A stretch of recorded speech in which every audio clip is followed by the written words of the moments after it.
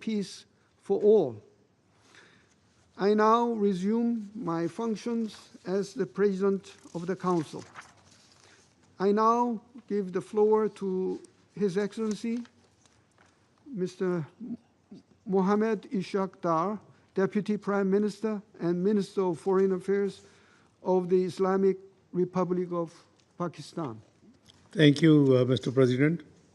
At the outset, I wish to express my gratitude to you, Mr. President, for convening this meeting.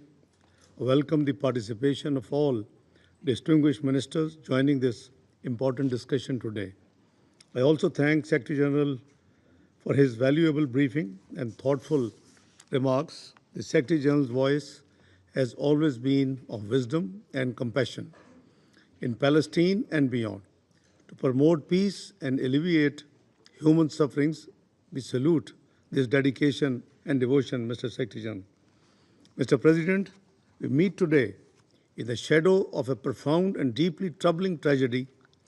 The Palestinian people are enduring unimaginable suffering, an unbearable daily toll of human lives, the destruction of homes and neighborhoods, and the obliteration of essential infrastructure. Hospitals, schools, and markets lie in ruins. Roads and utilities have been shattered. The very fabric of society has torn apart. Over 64,000 lives have been lost, and over 100,000 have been injured. These are not mere statistics. They were grieving mothers, anguished fathers, suffering children, and revered elders. The devastation is immense. The grief is immeasurable. The world must not remain silent. The humanitarian situation in Gaza has reached catastrophic proportions. Starvation grips the population, and famine has taken hold. According to the latest Integrated Food Security Phase Classification (IPC) analysis, famine is now a reality in Gaza City, putting over 500,000 people at grave risk. In Khan Yunis and Deir al-Bala, famine looms imminently, threatening countless more lives. The ongoing military operations in Gaza City inflict a relentless toll.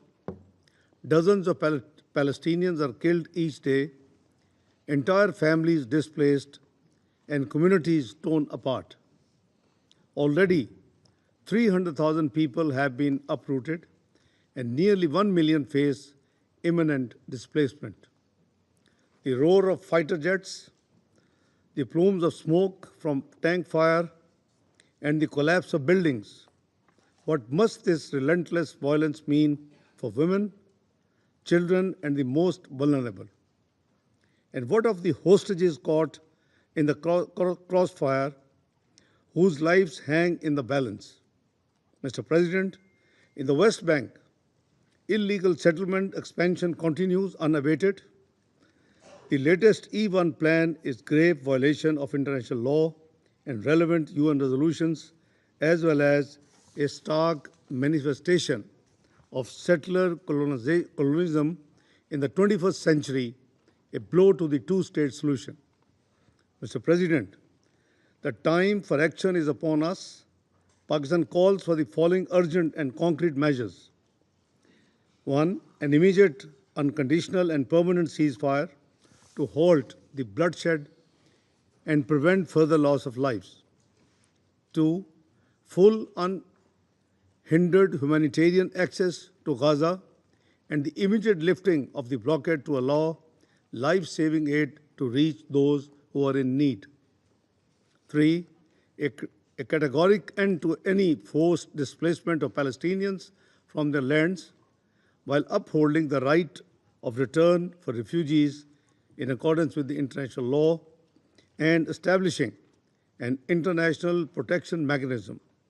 And, Mr. President, Pakistan reaffirms its unwavering support for the Palestinian people in their just struggle for dignity, justice, and self-determination through the establishment of a sovereign, independent, and contiguous Palestinian state on pre-1967 borders with Al-Quds al-Sharif as its capital. Pakistan welcomes the two-state solution conference chaired by France and Saudi Arabia. We also commend the recent recognitions of the state of Palestine by numerous member states, a step that reflects adherence to justice and the principle of international law. Pakistan had the honor to be among the first few countries to recognize the state of Palestine following the Declaration of Independence in 1988. This positive momentum must be sustained with resolute determination, seriousness of purpose, and an unwavering commitment to achieving a just and lasting solution. Mr. President, the people of Palestine are facing a crisis of historic proportion. Their suffering is a stain on our collective conscience. Gaza has become a graveyard for the humanity as well as for the global conscience. We call upon the Security Council and the broader international community to act decisively, to uphold human dignity, to ensure accountability and deliver justice. The time for words has passed. The time for action is now. Thank you, Mr. President, and thank you all. I thank His Excellency Mr. Dar for the statement. I now give the floor to Her Excellency Ms. Tanya Fayon, Deputy Prime Minister and Minister for Foreign Affairs of the